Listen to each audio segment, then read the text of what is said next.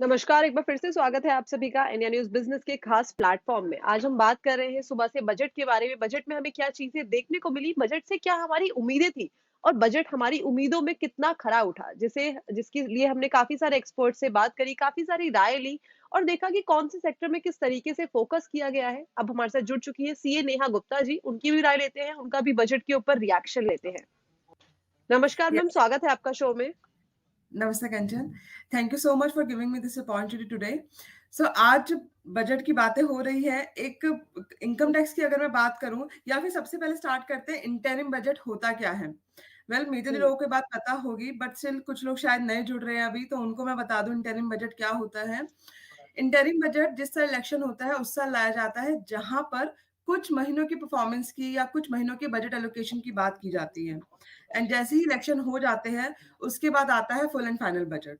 तो इस साल हमारा आया है इंटरिम बजट, और इंटरिम बजट में अगर सबसे पहले इनकम टैक्स की बात की जाए, बीइंग अ सीए सबसे पहले मैं इनकम टैक्स की बात कर रही हूँ बिकॉज वो ही एक मेजर फोकस एरिया है मेरे लिए अभी के लिए।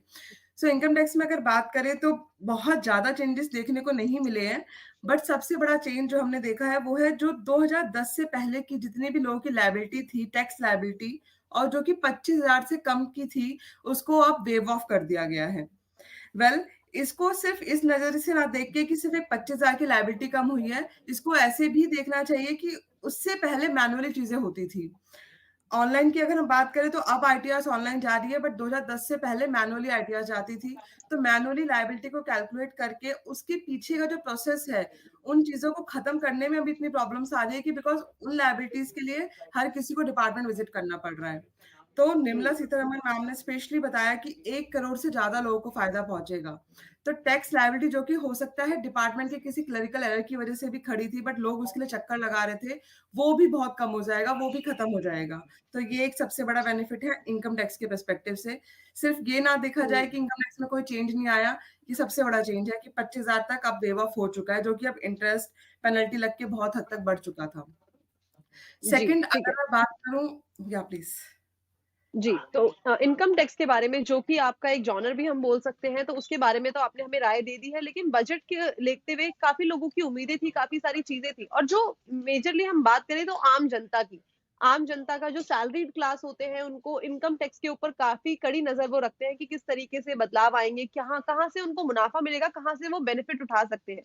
यहाँ पे तो हमें कोई बदलाव नहीं देखने को मिला है एज़ सच, जो पहले था वही हम रिजाइम देख रहे हैं कि इस बार भी है। लेकिन जो एज़ अ इकोनॉमी अगर हम बात करें, इंडिया की इकोनॉमी के बारे में बात करें, तो वहाँ पे डेवलपमेंट्स की काफ़ी सारी बातें हुई है, काफ़ी सारे ऐसे सेक्टर्स हैं जहाँ जिनको फ़ोकस में रखा गया है। एक हो हुँ। सकता है कि आने वाले टाइम पे उससे हमारे को ओवरऑल बेनिफिट मिल सके। जो नेक्स्ट रिएक्शन आपका होगा बजट को लेके, नेक्स्ट पॉइंटर होगा, वो क्या होगा मैम?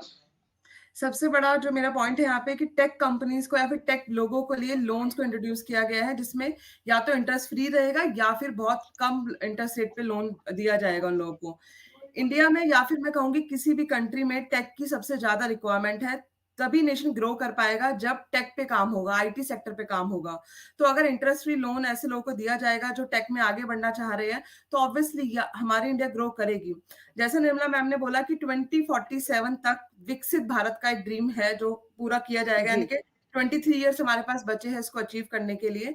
तो ये जब ही हो पाएगा जब हम टेक पे ज़्यादा काम करेंगे। सो ये मेरे अकॉर्डिंग एक हुँ। ऐसा सेक्टर है जो ग्रो करेगा इस डिसीजन की वजह से। जी, तो टेक्नोलॉजी सेक्टर एक ऐसा सेक्टर है जहाँ पे हमने काफ़ी ज़्यादा फ़ोकस देखा है, इंफ्रास्ट्रक्चर में काफ़ी ज़्यादा फ़ोकस देखा है। इसके साथ ही साथ हमने एक चीज़ में और फ़ोकस देखा है, वो है वुमेन। औरतों के ऊपर काफ़ी ज़्यादा फ़ोकस किया गया है, उनके लिए काफ़ी सारे अनाउंसमेंट हुए हैं, उस पे आपकी क्या राय बनती है मैम? वेल विमेन के लिए एक जनरल एनालिसिस भी यहाँ पे दिया गया कि विमेन का इन्वॉल्वमेंट काफ़ी हद तक बढ़ गया है।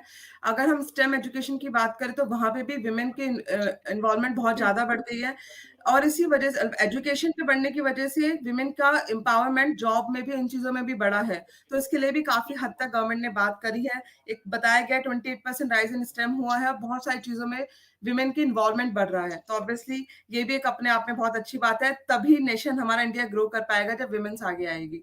सिर्फ अगर मेन सोसाइटी या मेन लोग आगे काम करेंगे तो देश कभी आगे नहीं बढ़ पाएगा। एंड अगर हम हिस्ट्री देखें तो वही नेशन आगे बढ़े हैं जहां पे विमेन आगे आई है, उन्होंने भी साथ में काम किया है। जी, ठीक है और उसका एक बहुत बड़ा एग्ज़ाम्पल हमारे सामने भी है जिन्होंने आज बजट पेश किया है। 6 बजट एग्ज़ैक्टली। उनका है, तो वो भी एक काफ़ी बड़ा एग्ज़ाम्पल हमारे सामने है कि किस तरीके से वुमेन एम्पावरमेंट को एक तरीके से बहुत ज़्यादा फ़ोकस किया जा रहा है उनके डेवलपमेंट की तरफ, उनके एजुकेशन की तरफ और साथ ही साथ उनके अर्निंग की तरफ भी काफ़ी ज़्यादा हम फ़ोकस कर रहे हैं। ठीक है। हमारे साथ एक और मेहमान जुड़ गए हैं, उनका भी एक बार स्वागत कर लेते हैं। हमारे साथ जुड़ चुके हैं सीए कनन बहल जी। नमस्कार सर, स्वागत है आपका शो में। नमस्कार, thank you so much. Thank you so much sir for joining us. Sir first reaction अगर आपका बजट को देख के आया, वो क्या रिएक्शन आया कि जो आपकी एक्सपेक्टेशन थी बजट से, ऑल्दो हमें पता था कि ये वोट ऑफ अकाउंट है, तो यहाँ पे हम ज़्यादा एक्सपेक्टेशन लेके नहीं बैठे थे प्राइमरीली, लेकिन फिर भी बजट के लिए जब भी बजट आता है तो एक कहीं न कहीं एक एक्सपेक्टेशन जाग जाती है। क्या वो बजट एक्सपेक्टेशन पे खरा उतरा या फिर वो एकदम पेल था? एक एक्सपेक्टेशन मैं कहूँगा जो अच्छी मीट हुई और एक जो नहीं मीट हुई और होनी चाहिए थी।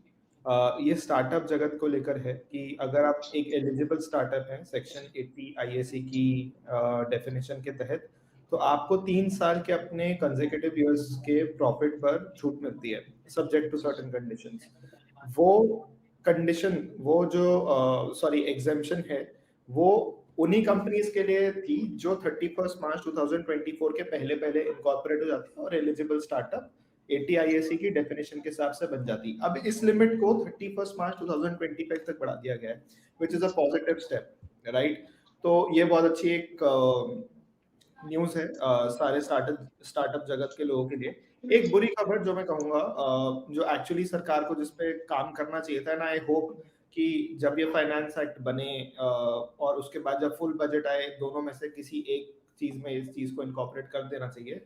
आप देखिए जो न्यू मैन्युफैक्चरिंग कंपनीज होती है ना, 1 अक्टूबर के आसपास 2019 में ये अमेंडमेंट लाई गई थी कि जो नई मैन्युफैक्चरिंग कंपनीज है और जो अपना ऑपरेशन मतलब अपना जो मैन्युफैक्चरिंग प्रोसेस है काम करना चालू कर देती हैं बिफोर 31 मार्च 2024, उनको 15% टैक्स लगेगा, वरना बाकी कंपनीज के लिए 22% टैक्स है। तो इससे बहुत सारा पैसा आपने देखा भी होगा, निर्मला सीतारमन जी ने बोला भी कि पिछले 10 साल में अभी से पिछले उसके 10 साल पहले वाले पीरियड से के कंपैरिजन में डबल एफडीआई आई है। तो इसका एक बहुत बड़ा कारण मैं इसी स्टेप को मानूंगा।